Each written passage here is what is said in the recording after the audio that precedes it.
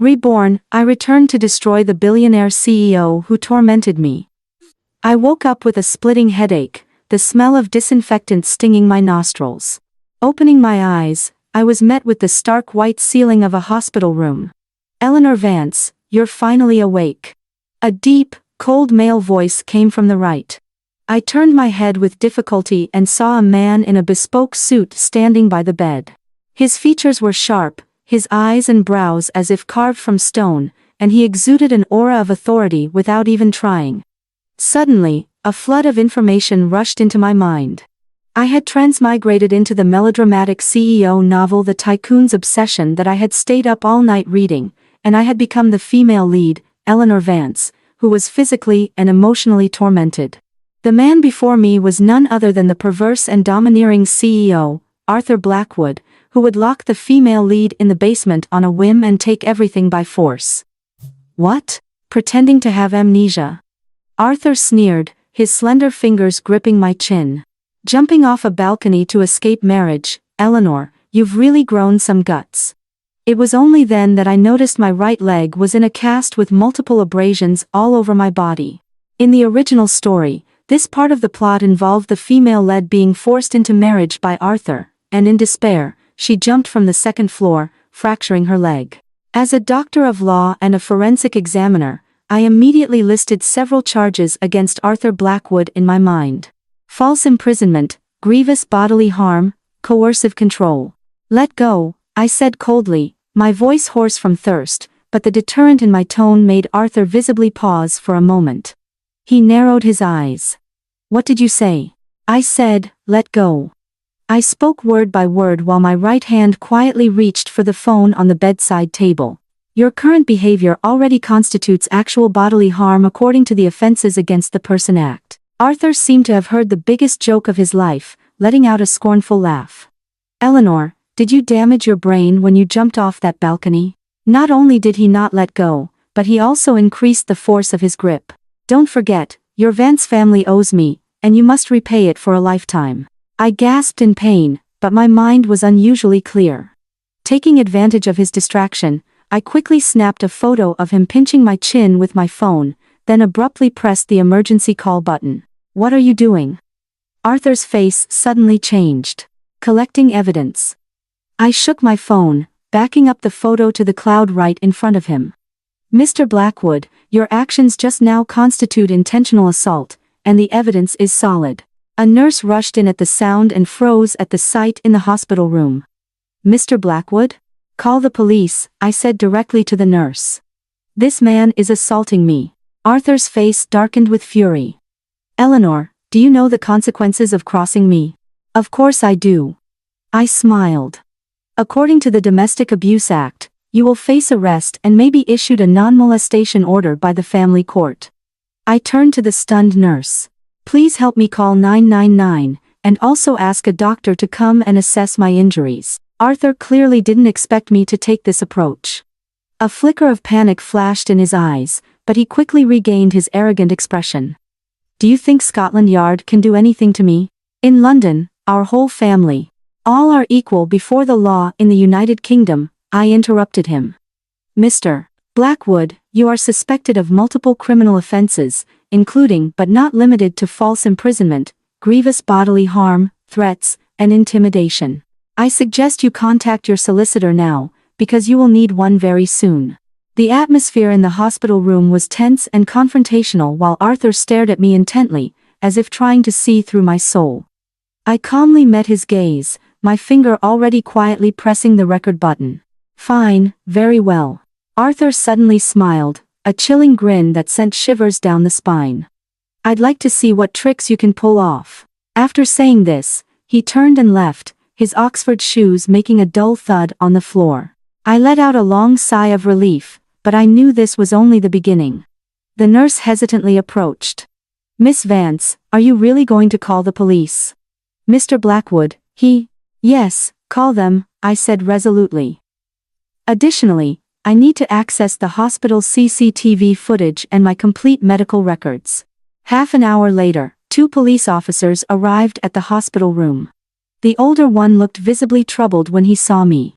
Miss Vance, Mr. Blackwood said this is all a misunderstanding. Inspector Wright, is it? I called him by his name directly.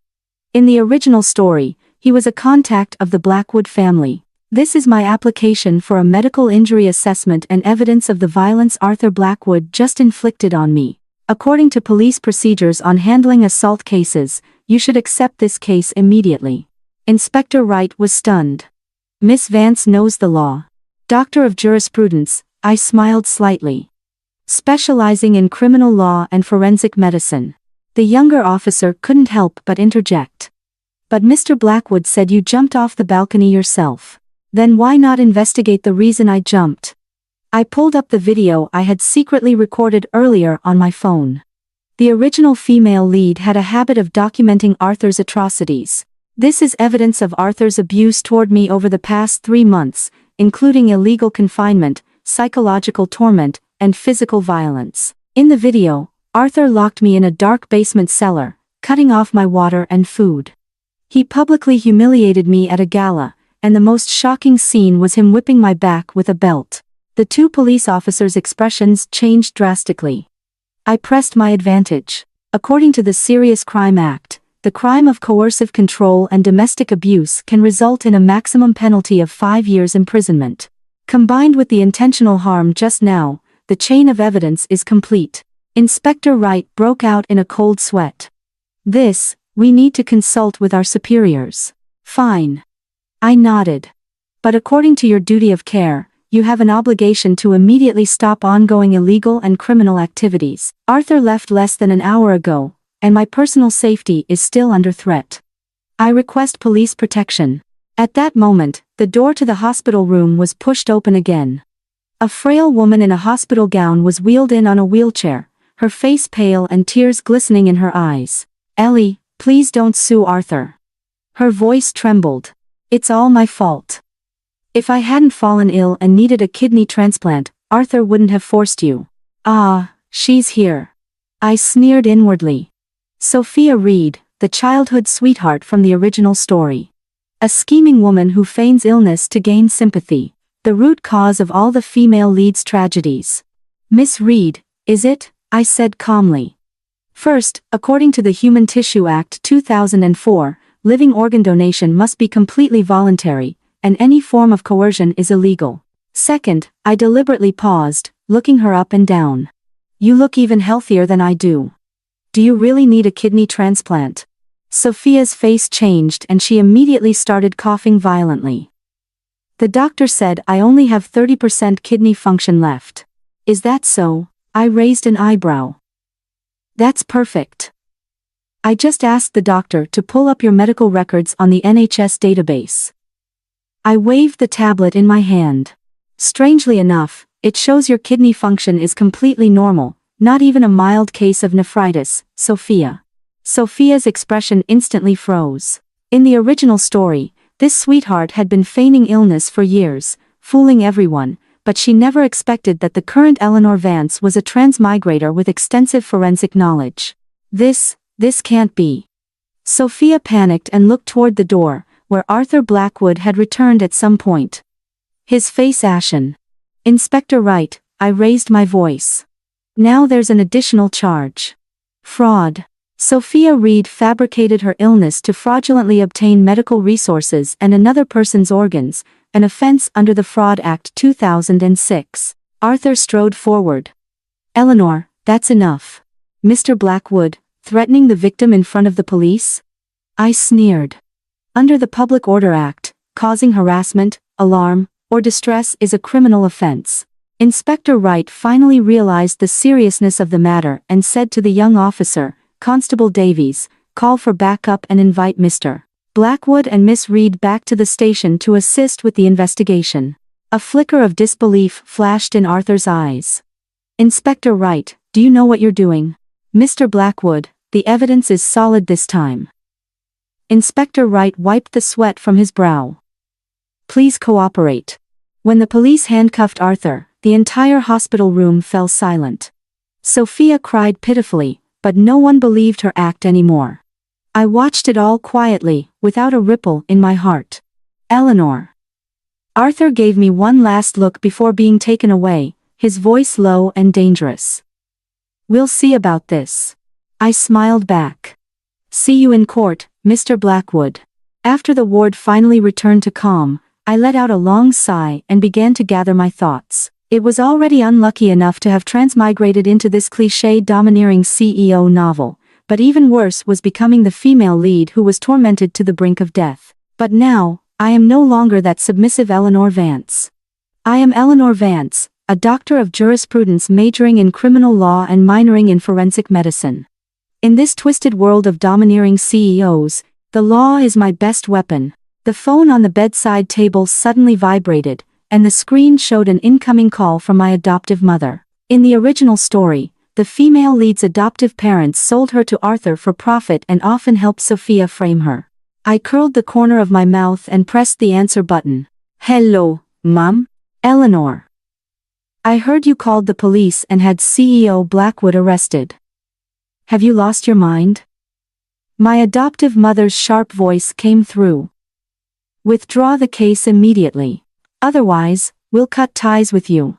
"Perfect," I said with a smile. "I've just collected evidence of how you've abused me over the years and illegally seized my biological parents' estate. According to the Domestic Abuse Act and laws on fraud, you could face years in prison. Shall we discuss this slowly in the Crown Court?" The other end of the line suddenly fell silent, followed by the beeping of a busy tone. I put down my phone and looked out the window at the London sunlight. This is just the beginning. The violent male lead, the fake sick sweetheart, the malicious foster parents, none of you will escape. After all, in this world, I am the one who knows the law best. After the police took Arthur and Sophia away, I was just about to get some proper rest when the hospital room door was pushed open again. A young girl in an NHS nurse's uniform peeked in, her eyes sparkling. "Miss Vance." She ran in excitedly, as if she had just met her idol. "You were so cool just now. I saw everything from the CCTV room. You left Mr. Blackwood speechless with legal arguments." I raised an eyebrow. "Who are you?" "I'm Lily Sanders, a trainee nurse." She glanced around, lowering her voice. "Mr. Blackwood sends patients to our private wing every year, and those girls always end up, you know, we've long been fed up with him." "Ah, the supporting nurse in the original story who secretly helps the female lead." I extended my hand. "Can I borrow your phone?" Lily handed over her phone without hesitation. I quickly logged into my cloud storage, backed up all the photos and videos I had just taken, and then returned it to her. "Do me a favor. Send this information to major media outlets and online platforms. The Blackwood family will suppress it, right?" I revealed a mysterious smile.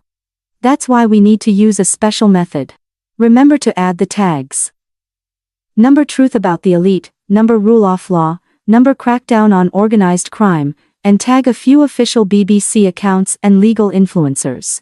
Lily suddenly understood, giving an okay sign. "Got it. I'll make sure Mr. Blackwood goes viral."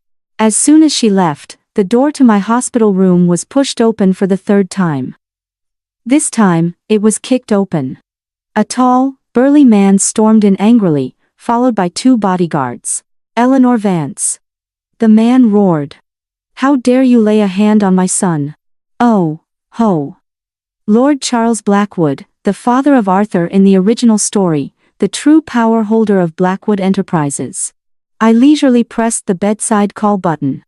"Nurse station, there are 3 unidentified individuals trespassing in the ward. Please call security, and while you're at it, ring 999. Charles Blackwood's face turned ashen. "Do you have any idea what Blackwood Enterprises means in London?" "Of course I do." I counted on my fingers. "It means you are suspected of organizing, leading, or participating in an organized crime group under the Serious Crime Act 2015. In cases of particularly serious circumstances, the sentence is 7 years or more in prison." Charles was left speechless. His bodyguard stepping forward, "My lord, should we, thinking of resorting to force?" I immediately raised my phone and started a TikTok live stream. Who can understand this, folks? Broad daylight and organized crime figures are threatening the victim. Double tap and drop a like. Hit that follow button to stay on track. The bodyguard froze in place and Charles Blackwood's face turned green. Turn it off. Why should I? I deliberately aimed the camera at him. According to GDPR and privacy laws, no organization may infringe upon another person's rights by means of defamation. However, I raised my voice. For the purpose of journalistic reporting and public interest, it is permissible to record without consent if it is unavoidable.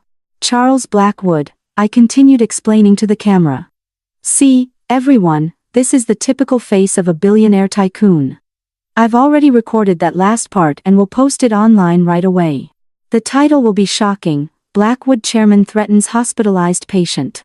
It's bound to go viral. Charles trembled with anger but dared not lose his temper in front of the camera. Just then, security guards and police officers finally arrived, the whole family again. The lead officer looked exasperated. Lord Blackwood, you're making things very difficult for us. Charles snorted coldly, threw down a wheel C and left with his people. I turned off the live stream and smiled at the police officer. Thank you for your hard work, officer. Is the material for my restraining order ready? The police officer shook his head helplessly. Miss Vance, your case is a bit complicated. I understand. The Blackwood family has too much influence, but it's okay. I've been prepared for this, officer. I also have evidence of tax evasion and bribery of officials by the Blackwood Group on my phone. I lowered my voice. If it's inconvenient for your department to handle, I can directly contact the National Crime Agency. The police officer's face suddenly changed. How do you have these? That's not important. I smiled. What matters is that the Special Task Force against organized crime and corruption is active. This is a great opportunity to make a contribution. The police officer looked at me deeply. Miss Vance, I will report this to my superiors. Please be careful. After they left, I could finally catch my breath. Just as I closed my eyes, I heard the sound of a dog barking outside the window. I pulled back the curtains and saw a majestic German shepherd tied up on the lawn downstairs. The fierce dog named Winston, raised by Arthur in the original story, specifically used to intimidate the female lead. At that moment, it was barking furiously at my window, its fangs gleaming white. Well, if it isn't the accomplice, Winston. I opened the window and waved at it. According to the Dangerous Dogs Act, keeping aggressive dogs requires them to be leashed and muzzled in public, or you could face an unlimited fine. Your owner is already in trouble, yet you're still acting so arrogantly. The German shepherd barked even more fiercely, trying to break free from its chain. Calmly, I recorded a video and sent it to Lily. Help me contact the RSPCA and the dog warden. Tell them there's an unregistered aggressive dog at the hospital threatening public safety. 10 minutes later, the animal control officers arrived. As the German shepherd was muzzled and dragged away, it stared at me with a bewildered look. I waved at it. See you in prison, little cutie. Remember to reform yourself and become a better dog. After handling all that, I could finally lie down and rest. Just as I closed my eyes, my phone rang again. It was an unfamiliar number. Hello, I answered lazily. Miss Eleanor Vance, a gentle male voice came through. I'm James Mitchell, a barrister from Mitchell Chambers. Someone recommended your special case to me. I sat up abruptly. Who recommended it? Nurse Lily Sanders. She said you need a lawyer who isn't afraid of the Blackwood family. James chuckled lightly. As it happens, my specialty is taking on lawsuits against billionaires. Interesting. The original work did mention this commoner lawyer who specializes in fighting for the underprivileged against the elite, and is an important character who helps the female lead in the later stages. Mr. Mitchell. My case is not simple. I deliberately tested the waters. Arthur is suspected of multiple criminal offenses, but the Blackwood family will definitely use all their connections to suppress it. The sound of papers rustling came from the other end of the phone. I've already reviewed the preliminary evidence you released. False imprisonment, perverting the course of justice, and the crime of participating in an organized crime group that you just mentioned. He paused. Miss Vance, I am definitely taking this case. The corner of my mouth lifted. How are the legal fees calculated? No win, no fee. His voice carried a hint of amusement, but there's one condition. You must agree to join forces with me to completely take down the Blackwood family. Deal. I didn't hesitate. When can we meet to discuss in detail? Tomorrow at 10 a.m. The Costa Coffee next to the hospital, James said. By the way, I should remind you, the Blackwood family won't let this go easily, so be careful tonight. Hanging up the phone, I was in a great mood. It seemed that in this twisted world of domineering CEOs, I had finally found reliable teammates. As night fell and I was about to rest, the door to the hospital room was suddenly pushed open gently. A doctor in a white coat walked in, a mask covering most of his face. Miss Vance, it's time to change your dressing, he said softly, pushing the treatment trolley closer. I narrowed my eyes. In the original story, the Blackwood family often sent people disguised as medical staff to drug the female lead. I quietly pressed the panic button hidden under my pillow while pretending to be weak and saying, "Doctor, I feel so dizzy." A flicker of delight flashed in the doctor's eyes as he picked up a syringe from the trolley. "Don't worry, this will stop the dizziness." Just as he approached, I suddenly threw off the blanket and, with a standard grappling move, pinned him against the wall. According to the Homicide Act, attempted murder is punishable by up to life imprisonment. Speak. Who sent you? The doctor panicked. I was just. The ward door burst open and security guards rushed in. I released my grip and pointed at the syringe on the floor. Be careful. It might be toxic. I recommend sending it for forensic examination as evidence. The head of security looked shocked. Miss Vance, you know how to do takedowns, too? I took a women's self-defense elective at Oxford. I clapped my hands. By the way, remember to check the police national computer if this person is a wanted criminal. The Blackwood family loves using people with criminal records for their dirty work. After the fake doctor was taken away, I could finally sleep peacefully.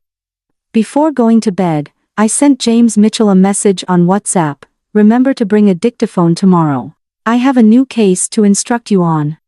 Attempted murder. Early the next morning, just after I finished my English breakfast, Lily rushed in, flustered. Miss Vance, something terrible has happened. Mr. Blackwood has been released on bail. Sophia is still playing the victim on Twitter, saying you framed her. I calmly opened my phone and, as expected, saw the top trending topic number Sophia Reed's hospital bed photo. In the photo, she was lying in the ICU with various tubes attached, accompanied by the caption, "The innocent will be proven innocent. Time will tell everything." I couldn't help but laugh out loud. The Photoshop skills were just too poor. The ECG readings were clearly copy-pasted. I quickly drafted an ex-post, at Sophia Reed, "Darling, the ECG monitor in the ICU shows a sinus rhythm, but the waveform in your photo is ventricular fibrillation. With that kind of rhythm, you should have been given an electric shock with a defibrillator long ago. Even faking an illness requires following the basics." Number. Medical debunking. Within 10 minutes of posting, number Sophia faking illness exposed shot to the top of the UK trending list. Netizens started making memes. Sophia, I'm dying. ECG, no, you're not. Next time, Sophia, I suggest you look up what an ECG looks like on Google before pretending to be sick. The best medical blunder of the year.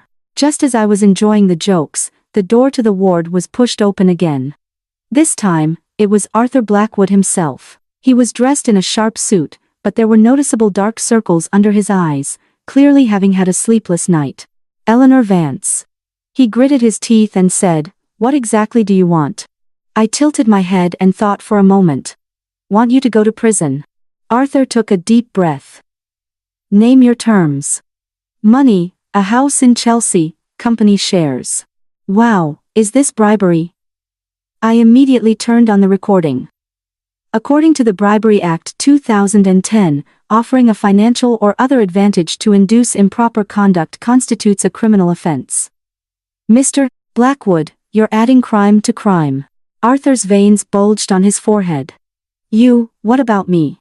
I mimicked his tone. "Arthur Blackwood, Do you think having money means you can do whatever you want? What era is this now? Have you heard of the National Crime Agency's crackdown on illicit wealth? Do you want the contact information for the Serious Fraud Office? Arthur suddenly laughed, a chilling smile. Eleanor, you've changed. You used to be like a little white rabbit, but now. He leaned in closer, like a wildcat. I rolled my eyes. Mr. Blackwood, this is sexual harassment and intimidation. The Protection from Harassment Act strictly prohibits this behavior. I can definitely call the police again. Arthur straightened up.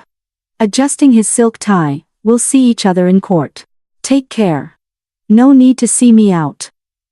I waved my hand, remembering to prepare your defense barrister. I have the great James Mitchell on my side. Upon hearing James Mitchell's name, Arthur's expression shifted slightly, but he quickly regained his composure and turned to leave. I let out a long sigh of relief and glanced at the time, 9:40. Time to meet James. I changed out of my hospital gown, grabbed my crutches, and headed out in the hospital corridor. A few young NHS nurses secretly gave me a thumbs up as I passed the nurses' station. The morning news was playing on the BBC. Blackwood Enterprises' stock price plummeted 7% at the opening this morning on the FTSE 100, reportedly related to the alleged illegal activities exposed online yesterday. I hummed a little tune as I walked out of the hospital gates. The sun was just right, and the breeze was gentle. This battle with the domineering CEO had only just begun. After all, in this society governed by the rule of law, whether you're a domineering CEO or an aristocrat, if you break the law, you'll pay the price. And I, Eleanor Vance, am the one who will send you straight to Belmarsh prison. In the Costa Coffee next to the hospital, I pushed the door open with my crutch and immediately noticed the man in the corner, James Mitchell. He was younger than I had imagined, around 30 years old, with sharp eyes behind gold-rimmed glasses, dressed in a suit and tie. He wore a pair of limited-edition sneakers, creating a strange yet harmonious contrast. Miss Vance. He stood up and helped me sit down. How's your leg injury? Tibial fracture, actual bodily harm level. I skillfully reported the injury, just enough to meet the charging standard for the Crown Prosecution Service. James smiled, pulling a stack of documents from his leather briefcase. I've studied your case and there's good news. Well, Arthur's former PA is willing to testify in court, proving that he subjected you to long-term psychological abuse. I raised an eyebrow. How did you convince them? He owed the assistant 3 months' wages. James adjusted his glasses. The Employment Rights Act states that if an employer fails to pay wages, the worker may terminate the contract and take them to an employment tribunal for compensation. Indeed, a clever person. I took out my phone.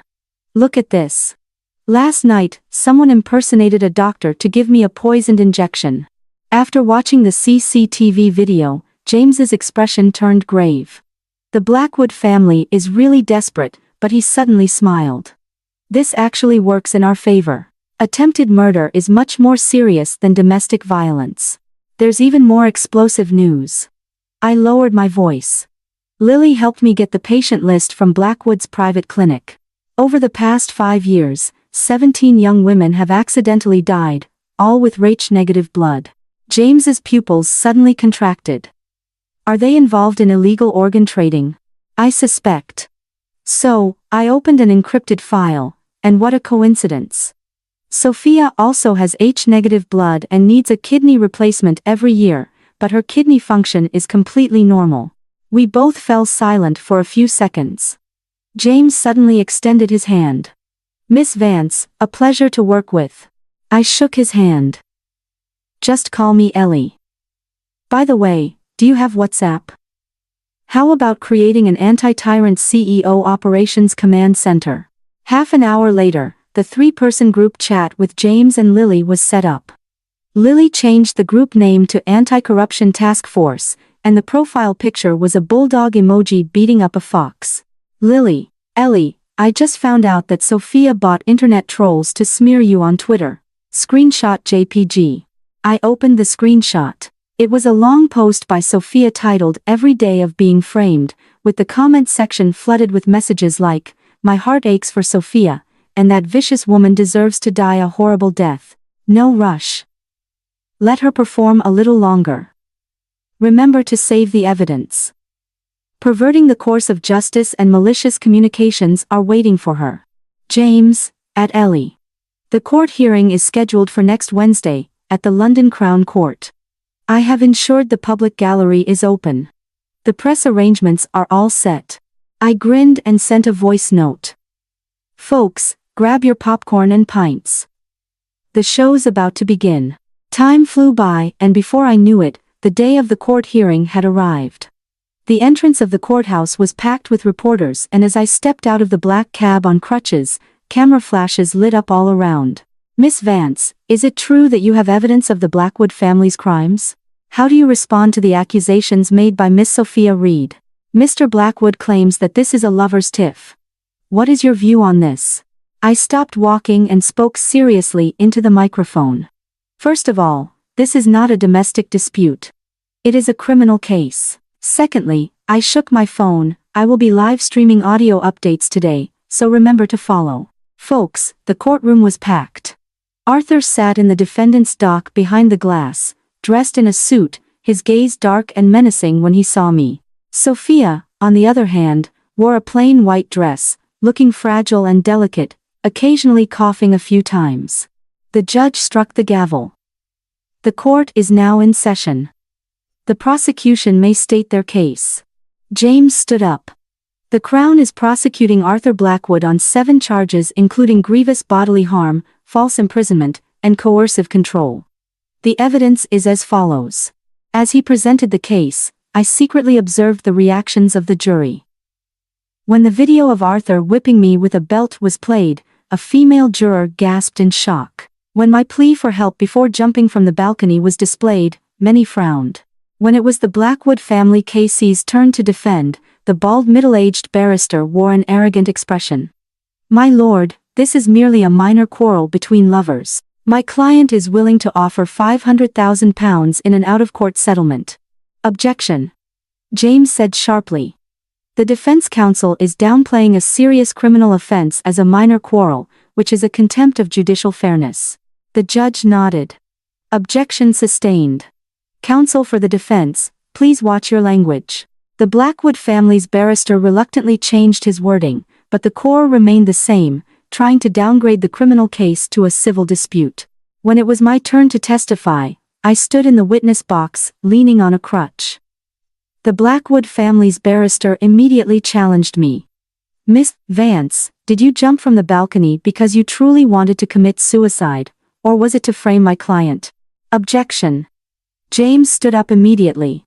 Leading question. The judge hadn't even ruled yet, and I couldn't help but laugh. Counsel, your question violates the Police and Criminal Evidence Act, PACE, which strictly prohibits the collection of evidence through illegal methods such as threats, inducements, or deception. Would you like me to give you a little lesson on English law? A few light chuckles came from the public gallery. The Blackwood family's barrister turned pale with anger and changed his question. You claim to have been illegally detained, but CCTV footage shows you were free to come and go from the Surrey estate. How do you explain that? Oh, I pulled out my phone. Are you referring to this footage? I played a video in court showing me walking toward the estate's main gate, only to be immediately blocked by 2 bodyguards. And this, I played another recording of Arthur's voice. Eleanor, if you dare take one step out of this door, I'll break your legs. I thoughtfully added the Benny Hill theme as background music to the audio. The courtroom erupted in an uproar. The judge struggled to suppress a laugh as he banged his gavel. Order. The Blackwood family's barrister broke out in a cold sweat and suddenly turned to the judge. We request to summon the witness Miss Sophia Reed.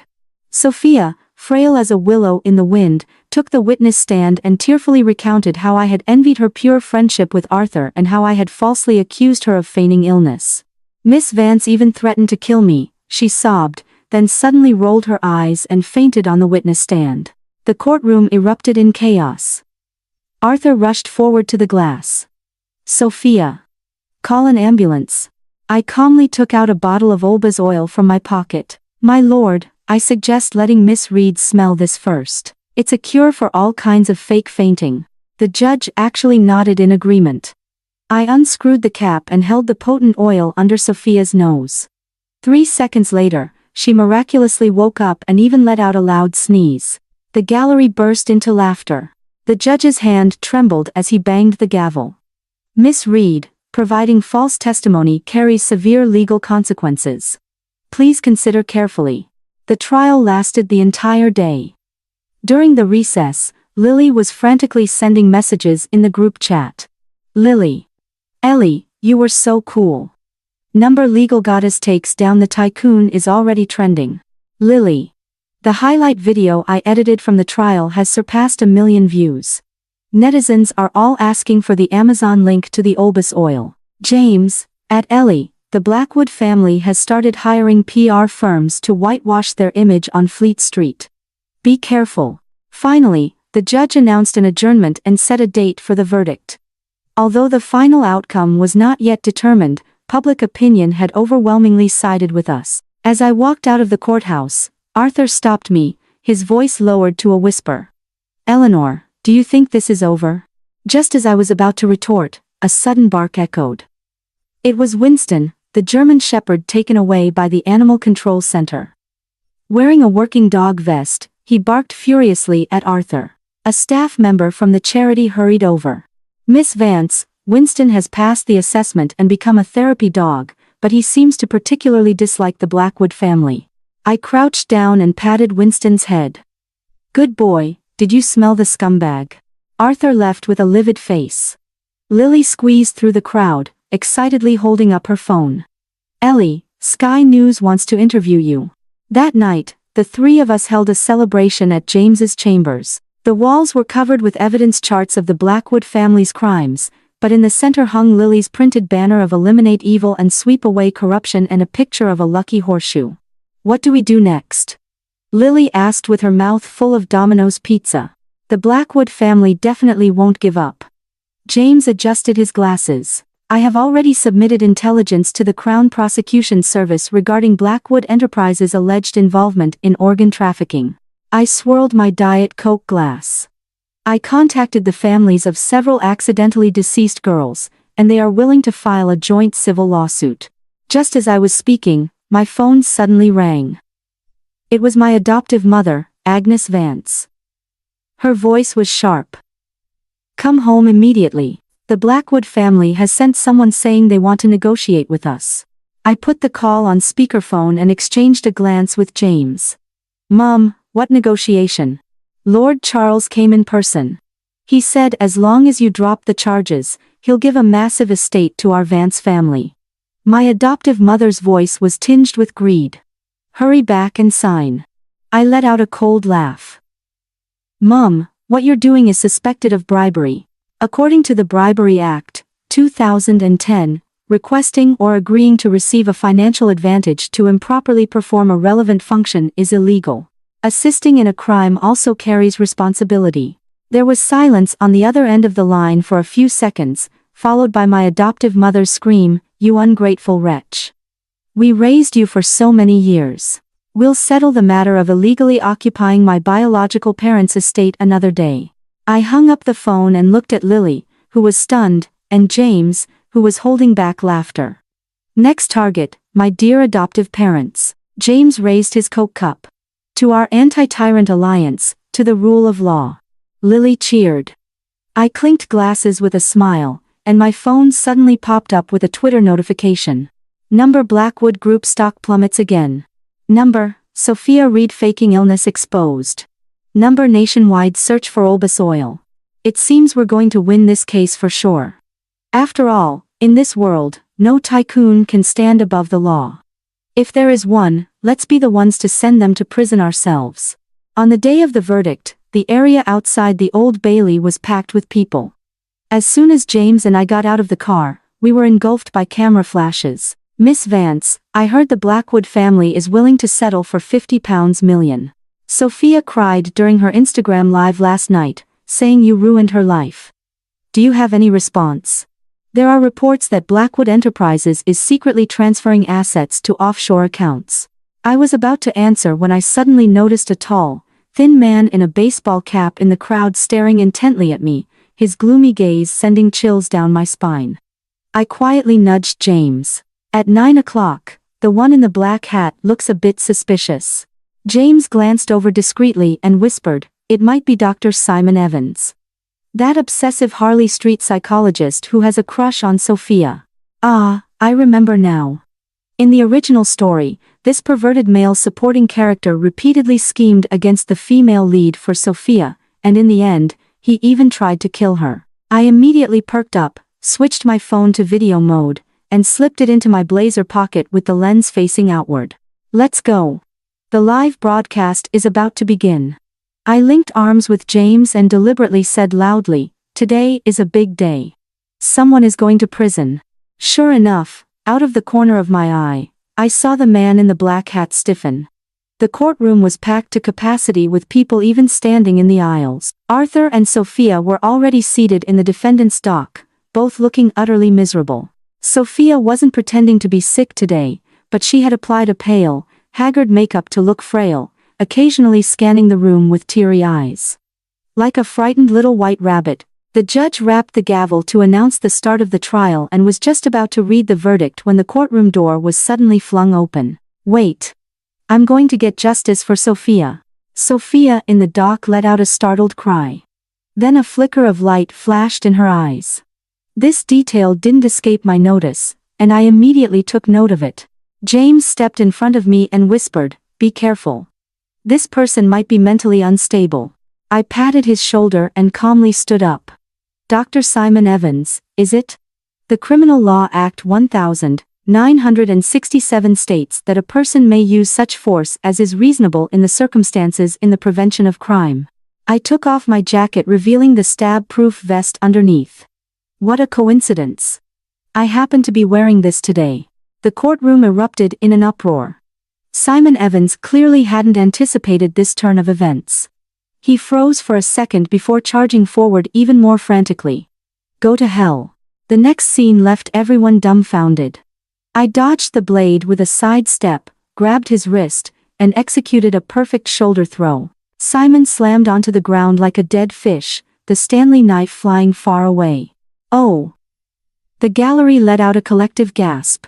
I pinned Simon's back with one knee, pulled handcuffs from my pocket. Yes, I had come prepared and swiftly cuffed him. "Dr. Evans, this is attempted murder. That's at least a few years in Belmarsh." The entire scene was live-streamed from the phone in my pocket. The comments exploded instantly. Holy crap. The goddess of law knows martial arts, too. That shoulder throw was so cool. Simon Evans. Who am I? Where am I? As the court security dragged away the bewildered Simon, he suddenly struggled and looked back. "Sophia, I did it all for you." Sophia's face turned deathly pale as she hurriedly waved her hands. I don't know him. Is that so?" I took out my phone and played a CCTV video. In the footage, Sophia was secretly meeting with Simon in a Café Nero. Tears streaming down her face as she said, "Oh, Simon, if only Eleanor weren't here." Sophia's face instantly turned ashen. I smiled faintly. According to the Serious Crime Act, 2007, anyone who intentionally encourages or assists an offense will be punished as if they committed it themselves. "Miss Reed, what you've done is conspiracy to murder." The judge slammed the gavel heavily.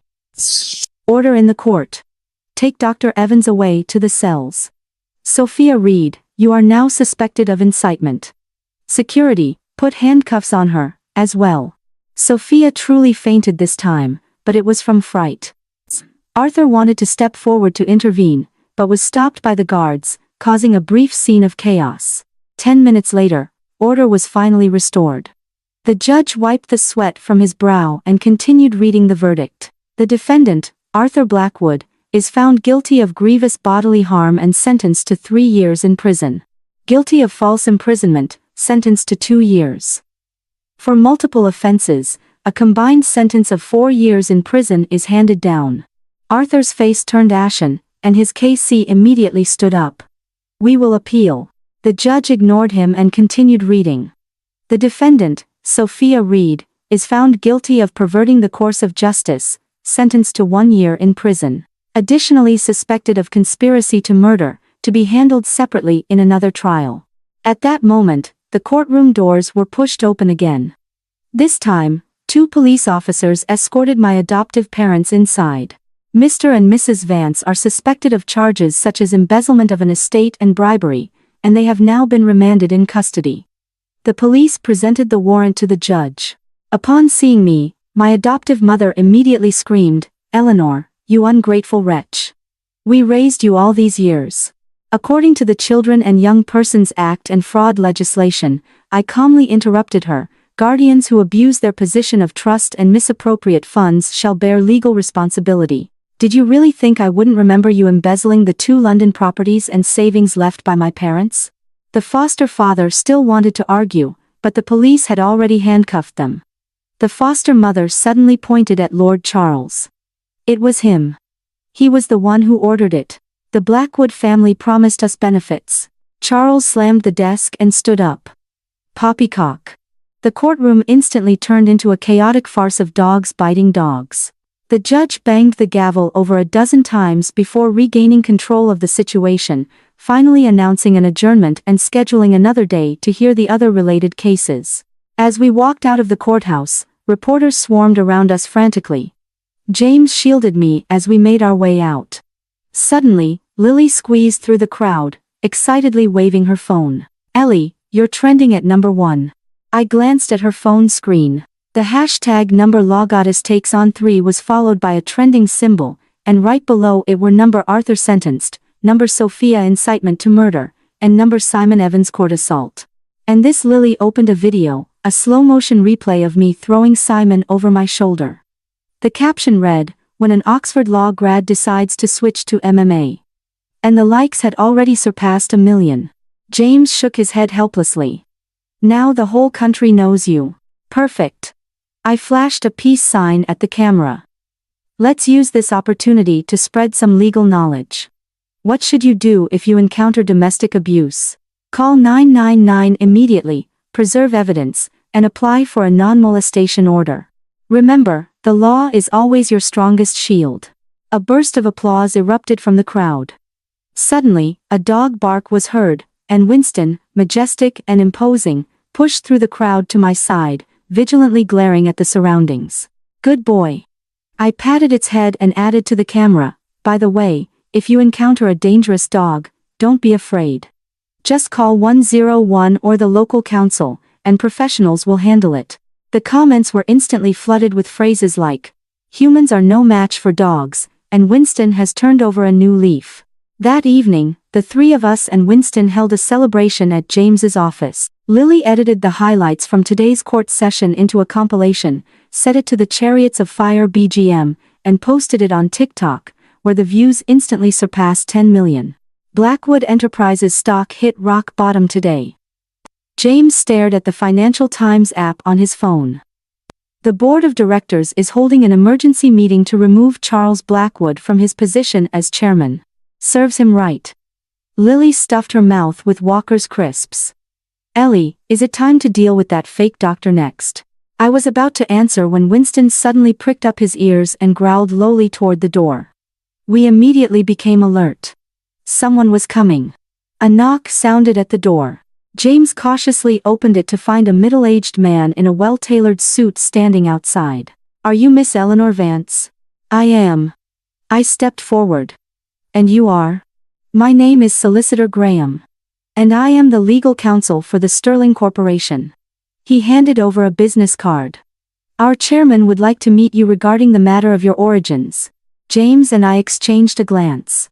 In the original story, the female lead comes from an ordinary family.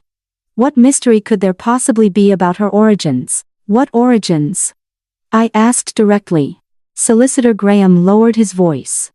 "Are you aware that the Vance couple are not your biological parents?" Lily gasped.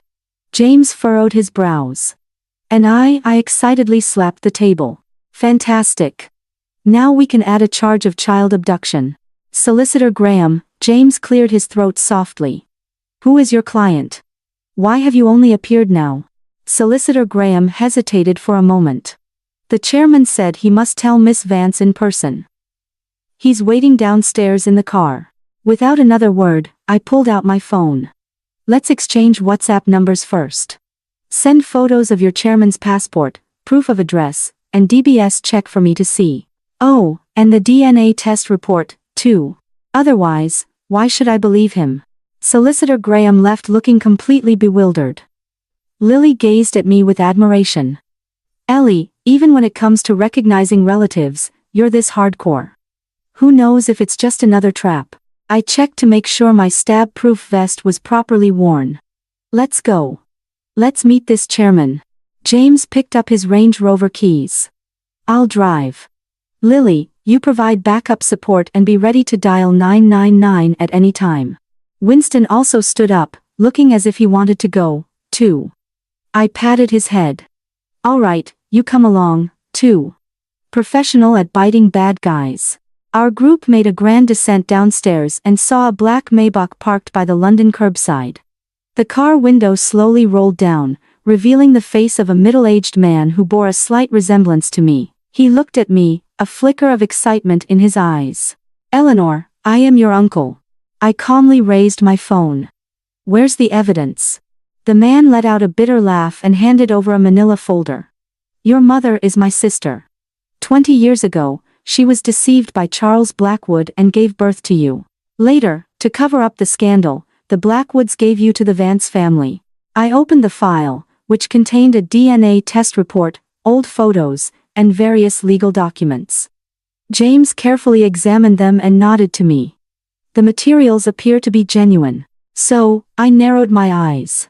Arthur Blackwood is my half-brother? The man nodded heavily. That's also why Charles Blackwood must keep you under control in the family. He's afraid the truth about your origins will come to light. Wow, I couldn't help but applaud. This is getting intense. Consanguinity and incest are illegal under the Sexual Offences Act 2003. Arthur's forced marriage can now be charged with an additional crime. Lord Sterling, James rubbed his forehead. Ellie, you're missing the point. The key point is, I put my hands on my hips. Adding another crime to the Blackwood family's list. Lily, get ready for new video material, number aristocrat incest scandal number. This topic is absolutely explosive. Winston barked at the right moment, showing his agreement. Lord Sterling looked like he was about to have a heart attack. Eleanor, I came to acknowledge you as family, not to help you collect evidence of the Blackwood family's crimes. No conflict here, uncle. I affectionately linked arms with him. A family should stay together. And send the Blackwood family to prison together. In the window of the Maybach, the reflection of our anti-tyrant alliance was cast. A doctor of law, a barrister, a little nurse, a reformed villainous dog, and now a billionaire uncle had joined the ranks. Arthur Blackwood, are you ready in Belmarsh? Your good days are yet to come. After all, in this society governed by the rule of law, no tyrant can escape justice. If there are any, then let us use the law to send them in one by one. 3 months later, at the Royal Courts of Justice, I stood at the prosecution's side, looking at the row of familiar faces across from me in the dock. Charles Blackwood, Arthur Blackwood, Sophia Reed, Simon Evans, my adoptive parents, and 3 executives of Blackwood Enterprises. This lineup was like a gathering of villains from a domineering CEO novel. The court is now in session. The judge cleared his throat. Blackwood Enterprises has been found guilty of multiple charges, including organizing an organized crime group, murder, false imprisonment, and breaches of the Human Tissue Act regarding organ trafficking. As the judge delivered the verdict, the faces of the opposing villain alliance turned ashen one by one. Charles Blackwood was sentenced to life imprisonment. Arthur received a cumulative sentence of 15 years for multiple charges. Sophia and Simon were sentenced to 8 and 10 years respectively. And my adoptive parents were also sentenced to 7 years for fraud and accepting bribes. As the security handcuffed them, Sophia suddenly screamed hysterically, "This isn't fair. I just loved Arthur." I couldn't help but laugh out loud, expressing love with the penal system. Miss Reed, your love is truly criminal. The public gallery erupted in a burst of laughter. Arthur glared at me fiercely. Eleanor Vance. Don't get too smug. Mr. Blackwood, I interrupted him with a smile. According to the prison service regulations, good behavior can lead to early release on license. I suggest you read more legal books and strive for parole. I paused. Oh, by the way, by the time you get out, I'll be almost 40, and I probably won't be interested in an old convict like you. The entire courtroom burst into laughter. Even the judge was trying to hold back a smile. Arthur turned pale with rage and was forcibly escorted away down to the cells. As I walked out of the courthouse, the London sun was shining brightly. James, Lily, and Winston were already waiting for me, along with my newly recognized uncle, Lord Richard Sterling. Ellie. Lily waved her phone excitedly. Guess what? Netizens have voted you as the legal figure of the year. James handed me a cup of flat white coffee. The assets of Blackwood Enterprises are being liquidated by HMRC, and the families of the victims will all receive compensation. Lord Sterling patted my shoulder. Eleanor, the Sterling Corporation is planning to establish a legal aid charity, and we hope you can be the ambassador. Before I could respond, Winston suddenly started barking frantically in one direction. We turned to look and saw a woman wearing sunglasses sneaking behind a tree. It was the malicious female supporting character from the original story, Chloe Blackwood, Arthur's cousin. Why hasn't she gone in yet? I frowned. James checked his phone. Oh, she was just an accomplice and got a suspended sentence. Chloe noticed we were watching her and actually walked over. Eleanor Vance, don't think this is over. Our Blackwood family. Miss Blackwood, I interrupted her. According to the sentencing guidelines, if you commit another offense or breach the conditions of your suspended sentence, you will be sent straight to prison. I waved my phone. I've already recorded your threat just now. Want to give it a try? Chloe's face turned pale and she turned to run, only to trip on the steps and fall flat on her face in a puddle. This scene was just captured by a passing journalist from The Sun and made it to the trending topics the next day with the hashtag #The Last Stubbornness of the Blackwoods. That evening, we held a grand celebration banquet at a hotel in Mayfair owned by the Sterling Corporation. Amidst the clinking of champagne glasses, James suddenly pulled me onto the balcony. Ellie, there's something I've been wanting to ask you. He was uncharacteristically nervous. Now that the case is over, what are your plans? I gazed at the distant London eye lights and smiled. I'll keep working as a forensic doctor, but I turned to look at him. I plan to start a legal education live stream. I've even thought of a name. Legal Sister Online, Smashing the Elite Tycoons. James chuckled softly. Can I be a special guest? The pro bono kind? Maybe, I said, feigning seriousness. But you'll have to pass the interview first. Do you know the maximum sentence for grievous bodily harm with intent? Life imprisonment. James replied without hesitation. Then he took a step closer. But if the victim is the one I love, it would be a life sentence because I'd spend a lifetime making it up to her. My old face flushed. Mr. Mitchell, your corny sweet talk is suspected of violating the Consumer Protection from Unfair Trading Regulations, constituting false advertising. Before I could finish, Ellie, may I kiss you? Objection. I pushed him away gently. This is without consent. James raised his hands with a smile. I plead guilty, my lord. Please sentence me to life imprisonment, locked in Eleanor Vance's heart with no parole. I was left speechless. Just then, Lily suddenly pushed open the balcony door. Ellie, come quick. Winston is on Channel 4. We returned to the banquet hall and saw a special report playing on the TV titled, From Dangerous Dog to Decorated Dog. A German Shepherd's Journey of Redemption. On the screen, Winston, wearing a therapy dog vest, was playing with young patients at Great Ormond Street Hospital, showing no trace of the aggressive dog that once bit anyone in sight. He's more sensible than some people. I patted Winston's head. Right? Good boy. Winston barked proudly, making the whole room burst into laughter. At the end of the banquet, Lord Sterling announced the official establishment of the Vance Legal Aid Charity, dedicated to helping victims of domestic abuse and vulnerable groups. As the ambassador, my first task was to record short legal education TikToks. The title of the first video was, What to Do When You Encounter a Tyrannical Boss. Send him to Belmarsh. After the video was released, the hashtag number, legal counterattack against tycoons, quickly trended on UK social media, with views surpassing 100 million. The comments section turned into a large-scale legal education scene. Back when I used to read CEO novels. So sweet. Now when I read CEO novels. How many years in prison would this get? It is recommended that all Wattpad novels include a warning at the beginning. This story involves multiple illegal activities. Please do not imitate. Thank you Dr. Vance for curing my love-struck brain. 3 months later, Mitchell and Vance Chambers, which I co-founded with James, officially opened in Lincoln's Inn, specializing in pro bono cases for disadvantaged groups that seem impossible to win. Lily quit her job as a nurse to become our PR director, while Winston became the firm's mascot and security guard. On the opening day, we received a special gift, a letter from prison. It was written by Arthur Blackwood, and the entire letter was filled with accusations that I had ruined his life. After reading it, I handed it directly to James. Write a reply in the name of the Chambers, telling him he can instruct us to appeal.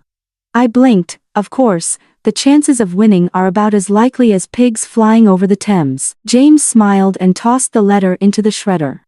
As you wish, my goddess of law. Sunlight streamed in through the floor-to-ceiling windows, casting its glow on the four of us, a barrister, a legal consultant, a public relations specialist, and a dog.